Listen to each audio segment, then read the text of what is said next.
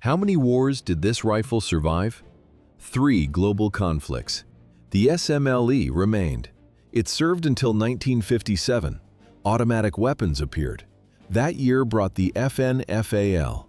Troops received modern gear, yet modifications of the old rifle lasted into the 1990s. The bolt action worked. Decades earlier, the soldiers at Mons proved this concept.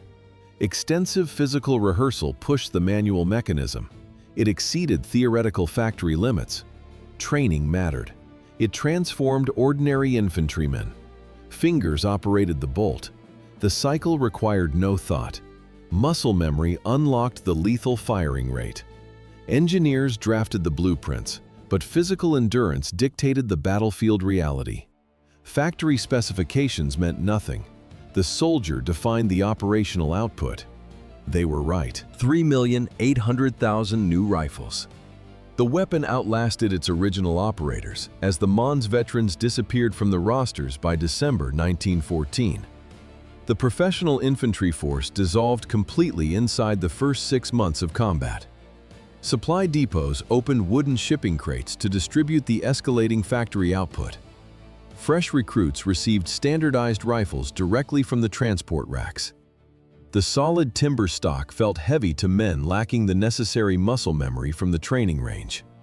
This manufacturing volume equaled half the contemporary population of London.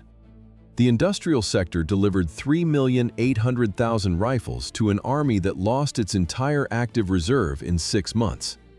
Quartermasters handed the advanced hardware to unprepared civilian replacements. What caused the error in the German offensive model? Staff officers omitted standard infantry marksmanship training parameters. The origin of the lost regular army's proficiency traced back to the South African campaigns.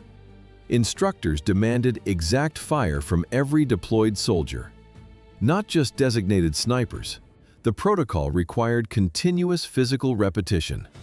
Infantrymen cycled the bolt mechanism for hours. Thick calluses formed on their index fingers. Muscle memory replaced conscious thought. German planning models in August 1914 relied on different variables. Strategists prioritized machine guns for sector control. They deployed the G98 rifle as standard issue. A stark contrast defined the tactical environment. German high command anticipated firepower generated by specialized machinery.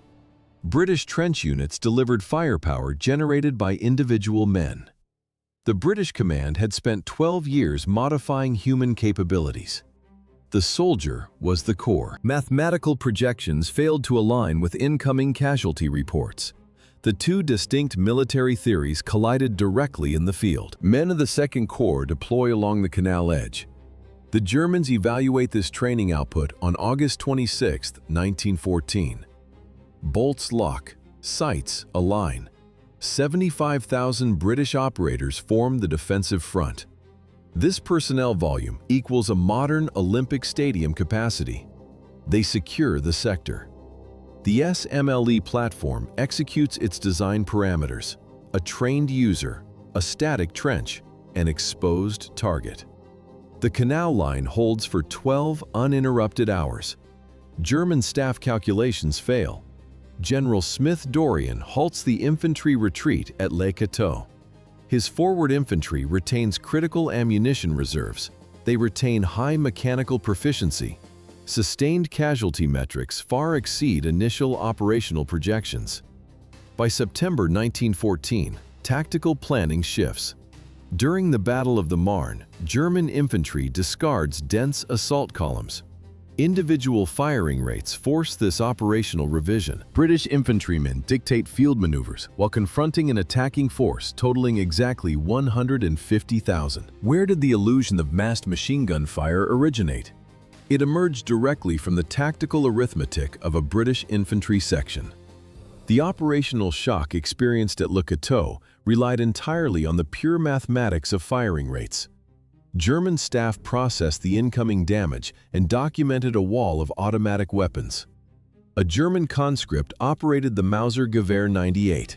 He loaded 5 rounds of 7.92 mm ammunition into the internal magazine.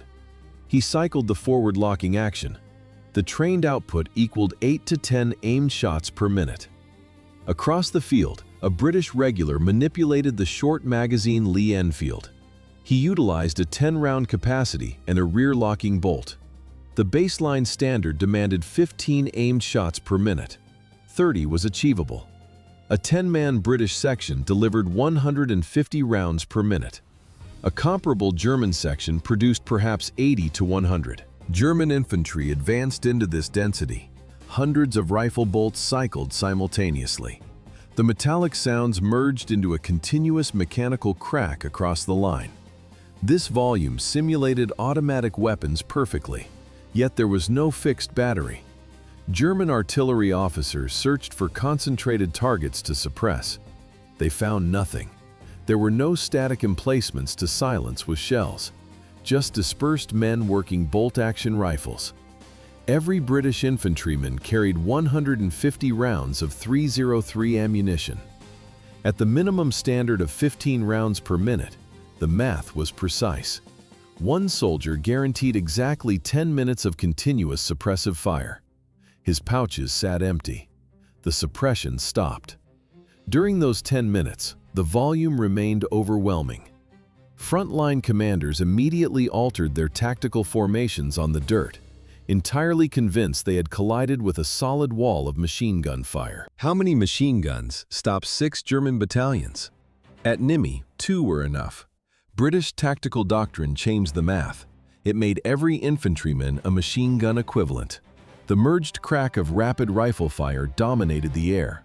It masked the absent heavy weapons completely. August 23, 1914. Mons was a quiet Belgian mining sector. The 18th Division marched forward. They advanced toward the canal. They moved side by side, drill ground formation, gray uniforms packed tight. A perfect visual target. The 4th Royal Fusiliers held the line. They waited in the dirt. Distance stood at exactly 300 yards.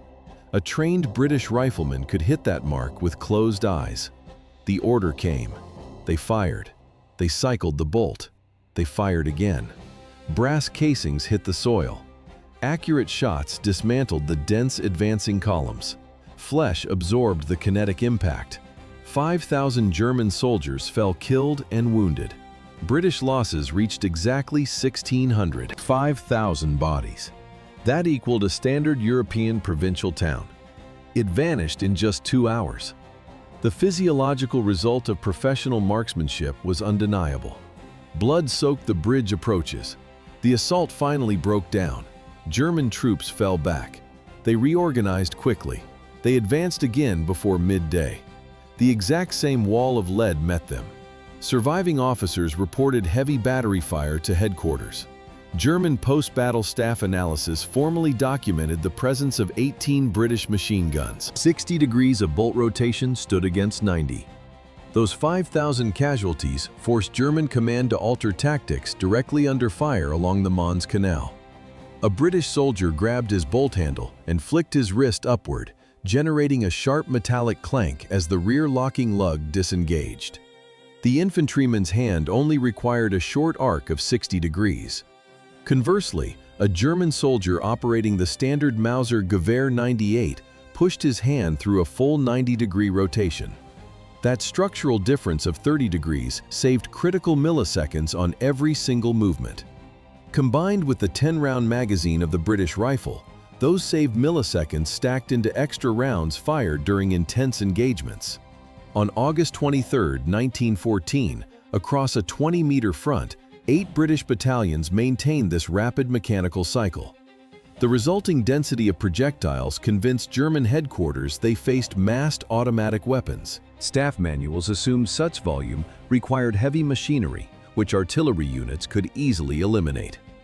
However, distributed individual riflemen shifting positions along a defensive line survived standard counter-battery bombardments. The engineering angle of forged metal directly dictated the maneuver parameters of entire infantry units. Under the shock of rapid rifle fire at Mons, frontline commanders realized their assault manuals failed against this biomechanical efficiency.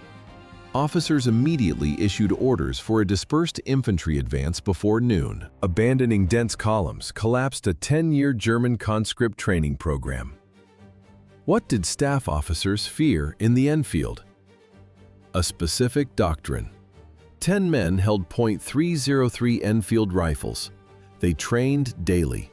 Each possessed a decade of practice. The infantryman became the primary fire unit. The British Expeditionary Force of 1914 utilized career soldiers. 80,000 regulars deployed. Continental Europe relied on mass conscription. Millions were drafted. Culture dictated tactics. German plans assigned machine guns the suppressive role. Generals trusted mechanical assets over individual marksmen. Not the British. Professional discipline replaced mechanical reliance. The British made everyone a machine gun. A typical European conscript drilled to fire 8 rounds per minute, whereas the baseline British standard demanded 15. This doctrine of individual fire relied strictly on precise mathematical calculations of rifle design and training regimens. For the German General Staff, the arithmetic of British musketry constituted an anomaly that shattered their tactical models. Their operational mathematics assumed standard firearms like the French Lebel or the Austro-Hungarian Mannlicher. The German Gewehr 98 utilized a 5-round internal magazine, restricting the volume any single infantryman could project. The British regular operated a 10-round magazine, loaded efficiently through 2 5-round charger clips. The mechanical cycle required overcoming the physical resistance of a bolt that cocked firmly upon closing. Achieving this output meant discharging 1 precise round every 4 seconds, fully accounting for the necessary reloading time. These specific mathematical standards of rapid fire would define British infantry tactics for the next 30 years. 15 rounds per minute. What did General Alexander von Kluck expect at the Mons-Condé Canal? Only a delayed advance was anticipated. 16 hours prior, German staff calculations appeared mathematically flawless. Dawn arrived on the morning of August 23, 1914. The First Army marched south. 150,000 men, 600 field guns followed. No real resistance was expected. The Schlieffen Plan proceeded smoothly. Routine dominated the morning. Victory was calculated. Security was assumed. 9 o'clock struck. The 18th Division advanced. 9th Corps neared the bridge. They marched in close columns. Officers knew machine gun acoustics. This sound was wrong. Single rifle shots overlapped rapidly. They disrupted familiar burst rhythms. Soldiers fell at specific crossing points. They dropped pinpointed. Bodies never formed even rows. Formations broke apart. The volume seemed entirely mechanized. German commanders reported heavy defensive batteries. They estimated 18 machine guns. In reality, the 4th Royal Fusiliers defended that entire sector with exactly 2 heavy machine guns. How did an army equipped with the Gewehr 98 yield an actual infantry fire density? The problem originated within the academic calculations finalized by the General Staff in 1914. Doctrine governing 84 infantry divisions of the German Imperial Army rested upon rigid mathematical ballistics.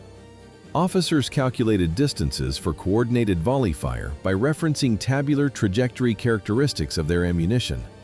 Their framework separated battlefield responsibilities into distinct technical roles.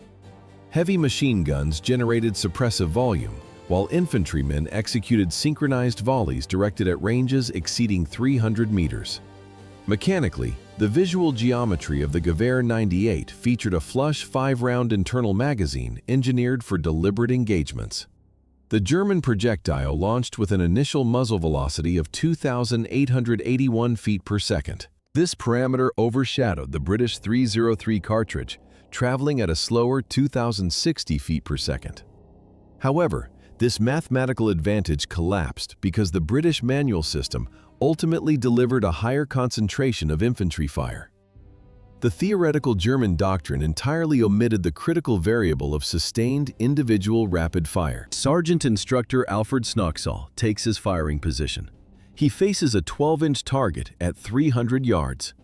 The bolt clanks. He cycles the action rapidly. He fires. Hot brass ejects. The bullet strikes paper. German intelligence missed this crucial factor entirely. August 1914 arrived. The British Expeditionary Force deployed 80,000 career soldiers. Musketry, Regulations, Part 1, 1909. Demanded speed. Practice number 22 was strict. 15 aimed shots, 60 seconds. Target dimensions matched a standing man. The range stood at 300 yards. Snoxall shattered this baseline standard. 38 hits struck the 12-inch mark. 60 seconds elapsed. Every regular infantryman maintained this lethal proficiency by expending an absolute minimum of 250 qualification rounds annually. Why did the British bolt mechanism cock on closing rather than opening? This specific choice reduced the overall amplitude of the shooter's arm movement. Sustaining 15 aimed rounds per minute necessitated introducing the short Magazine Lee-Enfield Mark I in 1904. Two mechanical solutions separated this weapon from contemporary rifles. It utilized a 10-round detachable box magazine, providing double the ammunition capacity of Continental firearms. Furthermore, the rear-locking bolt required only a 60-degree rotation compared to the 90-degree rotation inherent to Mauser systems. These advantages allowed marksmen to maintain high rates of fire without disrupting their sight picture. The rifle chambered the 303 British cartridge, weighing 8 pounds and 10 ounces. Combat doctrine established an effective range of 600 yards, though sights permitted volley fire up to 2,000 yards. The definitive specification, designated as the Mark III, received formal approval during 1907. The long Lee-Enfield barrel measured 30 inches. This specification failed in South Africa. The conflict started in 1899. British troops faced a new reality. Total Boer population reached 200,000. They were not professional soldiers, they were farmers. These farmers carried modern Mauser rifles. They hunted game. British forces suffered heavy losses. Casualties mounted. Colenso brought unexpected tactical defeat. Spion Kop followed shortly after. Magersfontein confirmed the disaster. British troops died. They fell from unseen fire. Enemy positions remained entirely hidden. Specifications required a mechanical overhaul. Military bureaucracy reacted. Command analyzed the combat data. The SMLE project began immediately. Infantry needed faster firing rates. They required prepared defensive positions. 15 years passed. 1899 shaped 1914. Training standards changed completely. Defensive rifle tactics evolved rapidly. The old sighting systems failed. Marksmen missed their targets. The ineffective aiming distance for the older military rifles began at precisely 400 yards.